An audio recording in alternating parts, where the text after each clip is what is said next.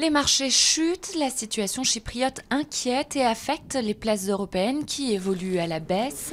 La zone euro et le FMI ont décidé d'un plan de sauvetage pour l'île en échange d'une taxe sur les dépôts bancaires. À cette taxe s'ajoutent des privatisations et une hausse de l'impôt sur les sociétés. Chypre est ainsi le 5e pays de la zone euro à bénéficier d'un programme d'aide internationale. Un contrat historique, l'Elysée annonce la commande de plus de 200 Airbus A320 pour plus de 18 milliards d'euros. 5000 emplois pourraient être ainsi créés en France sur 10 ans. Airbus décroche un des plus gros contrats de son histoire.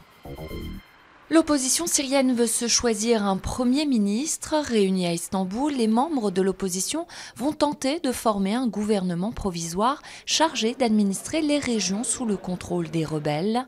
Le conflit syrien a fait plus de 70 000 morts en 2 ans selon l'ONU.